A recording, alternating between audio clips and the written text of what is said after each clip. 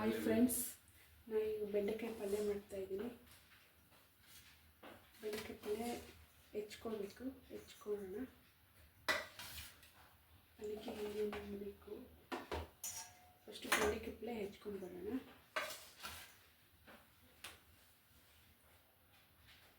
ಅಂತ ನೀರು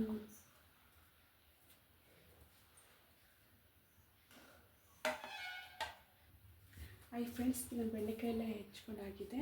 ಈಗ ಬೆಂಡೆಕಾಯಿ ಪಲ್ಯಕ್ಕೆ ಏನೇನು ಇಟ್ಟಿರಿಸಬೇಕು ಅಂತ ಹೇಳ್ತೀನಿ. ಬೆಂಡೆಕಾಯಿ ಪಲ್ಯಕ್ಕೆ ನನಗೆ 4 ಮೆಣಸಿನ್ಕಾಯಿ, 1 ಟೊಮೊಟೊ, 1 ಈರುಳ್ಳಿ, ಒಂದಿಷ್ಟು ಕೊತ್ತಂಬರಿ, ರುಚಿಗೆ ತಕ್ಕಷ್ಟು ಉಪ್ಪು, ಒಂಚೂರು ತೆಂಗಿನಕಾಯಿ ತುರಿ, ಮಸಾಲೆ ಒಗ್ಗರಣೆಗೆ ಮನೇಲೆ ಮಾಡುವಂಥ ಧನಿಯಾ ಪುಡಿ, ಇದು ಅಂಗಡಿದಾಗಿರ್ಬೋದು ಮನೆಯದಾಗಿರ್ಬೋದು ಅಚ್ಕಾರದ ಪುಡಿ. ಒಗ್ಗರಣೆ ಹಾಕ್ಕೊಳ್ಳೋಣ.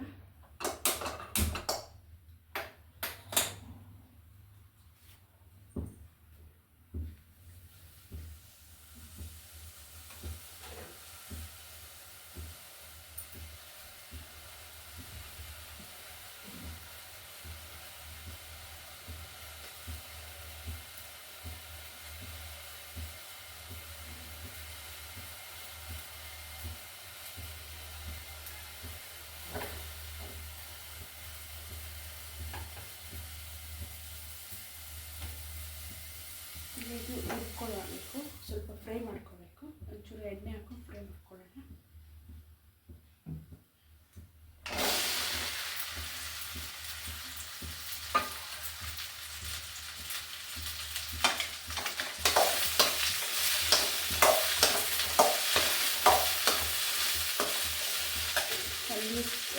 ರೆಸಿಪಿ ಕಾಂಬಿನೇಷನ್ ಆಗಿ ನಾನು ರವೆ ರೊಟ್ಟಿ ಅಂತ ಮಾಡ್ತಾಯಿದ್ದೀನಿ. ಇದಕ್ಕೀಗ 1 ಸ್ಪೂನ್ ಉಪ್ಪು ಹಾಕಿ ನೀರು ಹಾಕಿ ನೆನೆಸ್ಕೊತಾ ಇದ್ದೀನಿ.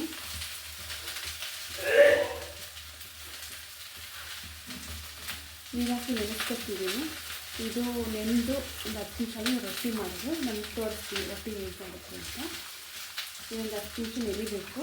ಇದು ನೆನೀತಾ ಇದ್ವಿ, ಅಷ್ಟೊತ್ತಿಗೆ ಪಲ್ಯ ಮಾಡ್ಕೊಂಡ್ಬರೋಣ. ನೀರು ಹಾಕಿ ನೆನೆಸಿಟ್ಟಿದ್ದೀನಿ.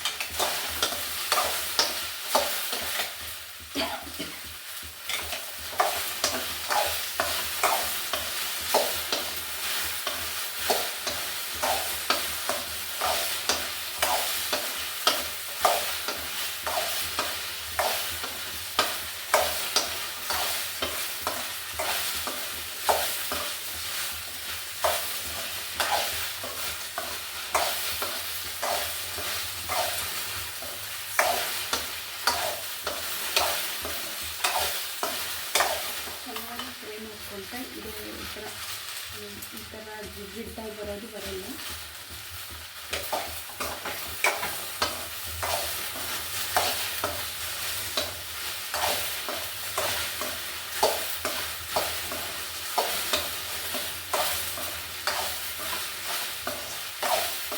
ಚೆನ್ನಾಗಿ ಮಾಡ್ತಾನೆ ಇದ್ದರೆ ಇದೆಲ್ಲ ಫುಲ್ಲು ಈ ಥರ ಎಲ್ಲ ಅಂಟಂತ ಹೋಗಿರುತ್ತೆ.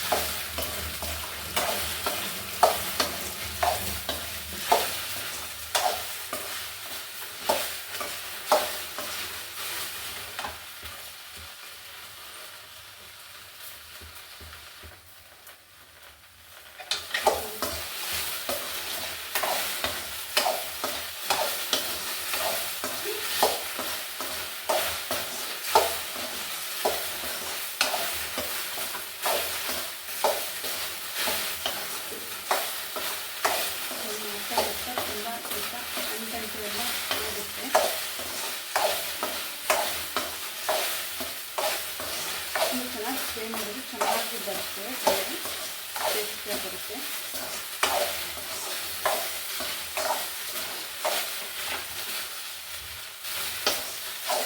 ಮೀಡಿಯಮ್ ಫ್ಲೇಮಲ್ಲಿ ಇಟ್ಕೋಬೇಕು.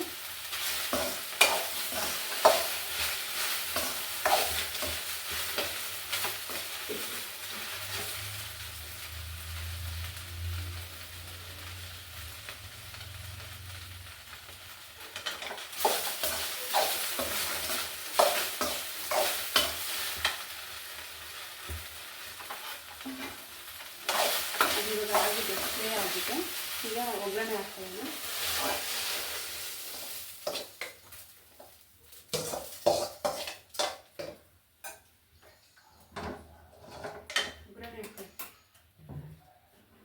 ಎಣ್ಣೆ 1-2 ಸ್ಪೂನಷ್ಟು ಹಾಕ್ಕೊಂಡಿದ್ದೀನಿ.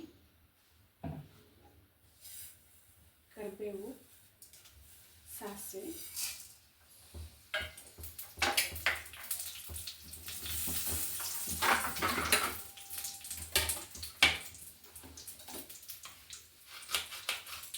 ಈರುಳ್ಳಿ ಇಟ್ಕೊಳ್ತೀನಿ.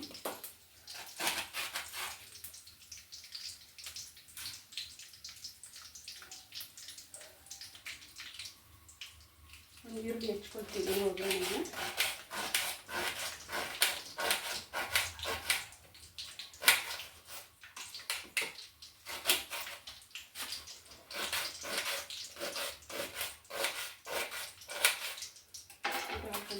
ಒಂದು ಈರುಳ್ಳಿ,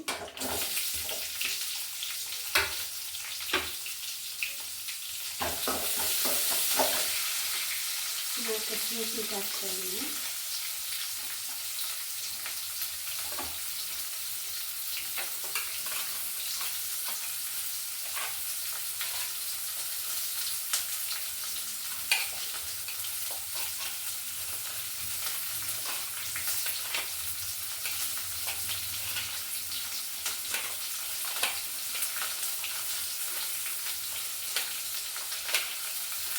ಹಸಿಮೆಣಸಿನ್ಕಾಯಿ 4 ಹಾಕ್ತಿದ್ದೀನಿ. ಒಂದು ಟೊಮೆಟೊ ಹಾಕ್ತಾಯಿದ್ದೀನಿ.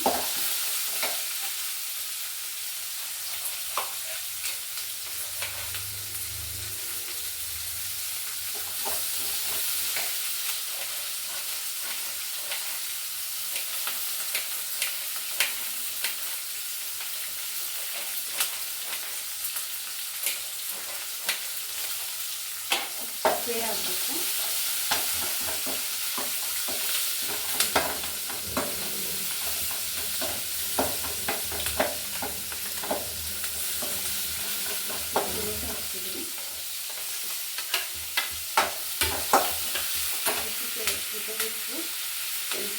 ಹಾಕ್ತಿದ್ದೀನಿ. ರುಚಿಗೆ ತಕ್ಕಷ್ಟು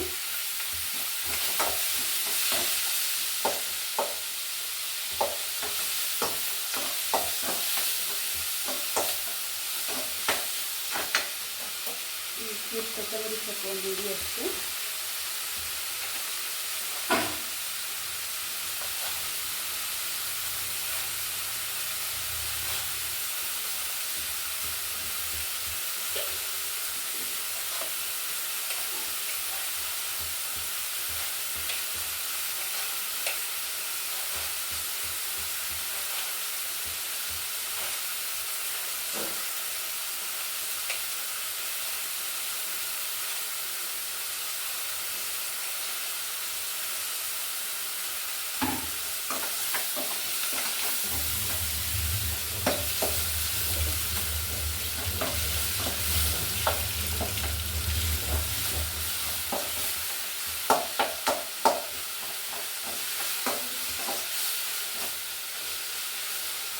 ಫ್ರೈ ಆಗಿದೆ.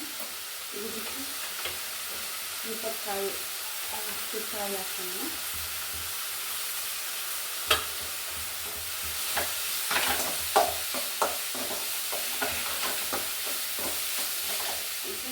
ಧನಿಯಾ ಪುಡಿ, ಅಚ್ಚ ಪುಡಿ,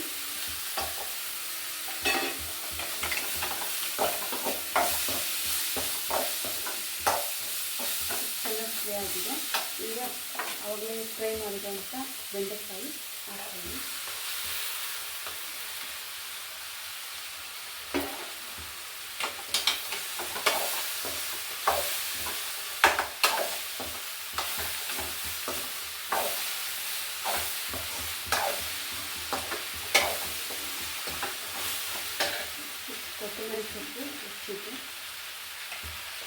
ಸ್ವಲ್ಪ ಒಂದು ಹಿಡಿಯಷ್ಟು.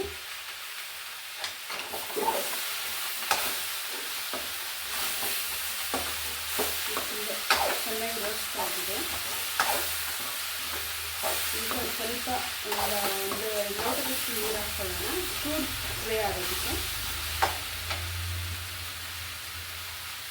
ಅಂದಾಜು ಒಂದು 2 ಲೋಟದಷ್ಟು ಹಾಕ್ಕೊಂಡು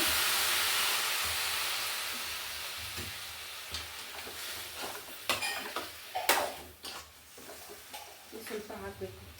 ಚೂರು ಫ್ರೈ ಆಗಲಿ ಒಂದು 10 ನಿಮಿಷ.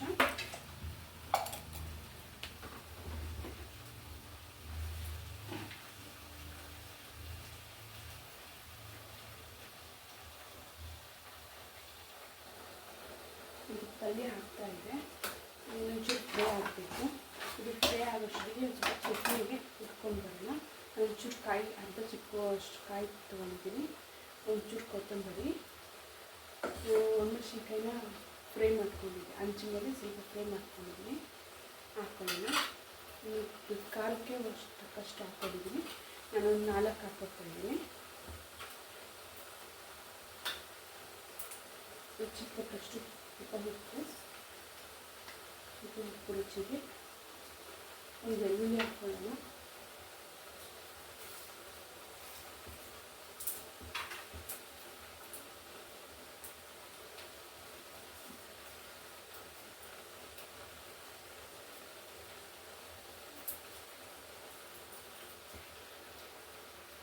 ಒಂದು 4-5 ಬೆಳ್ಳುಳ್ಳಿ,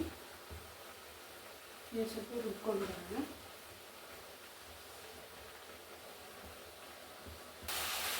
ಇದು ಪಲ್ಯ ಆಗಿದೆ ಫ್ರೆಂಡ್ಸ್. ಇದಕ್ಕೆ ಪಲ್ಯಕ್ಕೆ ನಾನು ರವೆ ರೊಟ್ಟಿ ತೋರಿಸ್ತಾ ಇದ್ದೀನಿ. ರವೆ ರೊಟ್ಟಿ ಮಾಡೋಣ. ಹಂಚಿಟ್ಕೊಂಡು ರವೆ ರೊಟ್ಟಿ ಮಾಡಿ ತೋರಿಸ್ತೀನಿ ಹೇಗೆ ಮಾಡೋದು ಅಂತ. ನಾನು ಆವಾಗಲೇ ರವೆ ನೆನೆಸಿಟ್ಕೊಂಡಿದ್ದೆ, ನೆನೆದಿದ್ದೆ. ಇದಕ್ಕೆ ಒಂಚೂರು ನೀರು ಹಾಕಿ ತುಂಬ ಸ್ವಲ್ಪ ಚೆನ್ನಾಗಿ ಕಲಿಸ್ಕೋಬೇಕು. ಒಂಚೂರು ನೀರು ಹಾಕಿ ಕ್ಲೀನಾಗಿ ಕಲಿಸ್ಕೋಬೇಕು. ರೊಟ್ಟಿ ಅದಕ್ಕೆ ನೀಟಾಗಿ ಈ ಥರ ಹಿಂಗೆ ಅಂದರೆ ಬರಬೇಕು, ಆ ಥರ ನೀಟಾಗಿ ಕಲಿಸ್ಕೋಬೇಕು. ಕೆಳಗೆ ಮೇಲೆ ಎಲ್ಲ ಫುಲ್ಲು ನೀಟಾಗಿ ಮ್ಯಾಶ್ ಮಾಡಿ ನೀಟಾಗಿ ಕಲಿಸ್ಕೋಬೇಕು. ಉಪ್ಪು ಇರುತ್ತೆ, ಉಪ್ಪೆಲ್ಲ ಅದಕ್ಕೆ ಹಿಡಿಬೇಕು, ಅದು ನೀಟಾಗಿ ಕಲಿಸ್ಕೋಬೇಕು.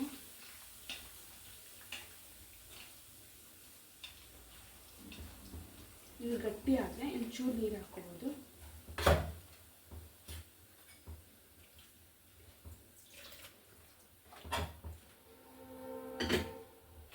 ಒಂಚೂರು ನೀರು ಹಾಕ್ಕೋಬೋದು ಗಟ್ಟಿ ಆದರೆ. ಕರೆಕ್ಟಾಗಿ ಹಾಕಿದೆ. ಇದು ಒಂದು ಒಳ್ಳೆ ಹದವಾಗಿದೆ. ಈಗ ಇದಕ್ಕೆ ಹಂಚ ಮೇಲೆ ಹಾಕೊಂಡು ತೋರಿಸ್ತೀನಿ.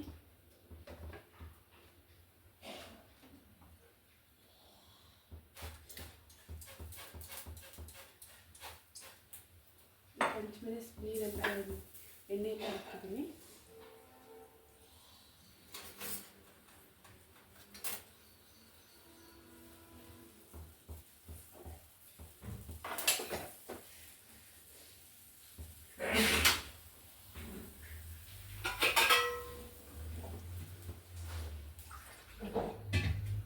ಇದು ಹಂಚಕ್ಕಾಗಿದೆ ಇಲ್ಲೋ ಅನ್ನೋದಕ್ಕೆ ಈ ಸೌಂಡ್ ಬರುತ್ತೆ. ಇವಾಗ ರೊಟ್ಟಿನ ನಾವು ಹಾಕ್ಕೊಳ್ಳೋಣ. ಈ ಸೈಡಿಂದ ಹಾಕ್ಕೊಂಡು ಹೀಗೆ ಸತ್ಕೊಳ್ತಾ ಬರಬೇಕು, ಸವರ್ಕೊಳ್ತಾ ಬರಬೇಕು. ನೀಟಾಗಿ ಸವರ್ಕೊಂಡ್ರೆ ಚೆನ್ನಾಗಿ ಬರುತ್ತೆ.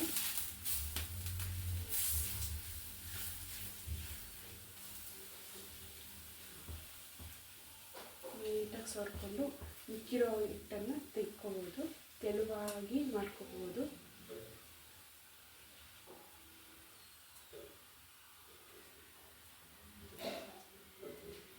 ಇದಾಗಿದೆ. ಈಗ ಹೆಚ್ಚು ಎಣ್ಣೆ ಹಾಕ್ಕೊಡ್ತೀನಿ. ಇದ್ರ ಮೇಲೆ ಎಣ್ಣೆ ಹಾಕ್ಕೊಡ್ತೀನಿ.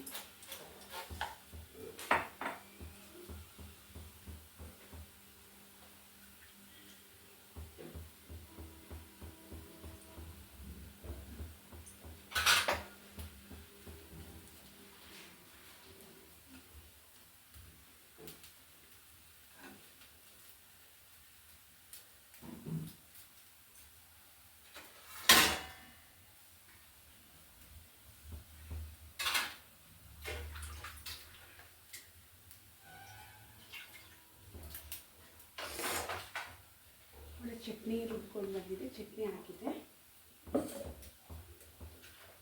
ಏನಿದು ಕಾಗಿದೆ, ಉಲ್ಟಾ ತಿರುಗಿಸ್ಕೊಂಡಿದೆ.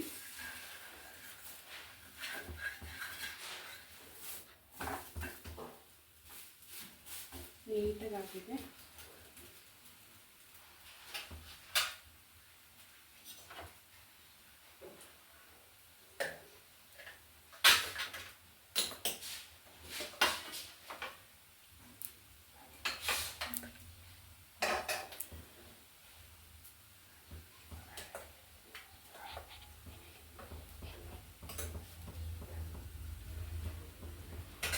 ಈಗ ಹಾಕಿದೆ, ಚೆನ್ನಾಗಿ ಕಾದಿದೆ. ಒಳಗೆ ಮೇಲೆ ಈಚೆ ಎಲ್ಲ ಚೆನ್ನಾಗಿ ಕಾದಿದೆ.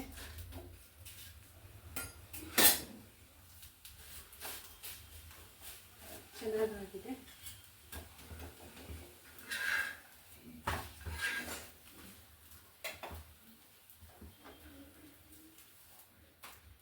ರವೆ ರೊಟ್ಟಿ, ಚಟ್ನಿ, ಬೆಂಡೆಕಾಯಿ ಪಲ್ಯ ಚೆನ್ನಾಗಿದೆ. ಟೇಸ್ಟ್ ಚೆನ್ನಾಗಿರುತ್ತೆ, ಒಮ್ಮೆ ಮಾಡ್ಕೊಳ್ಳಿ.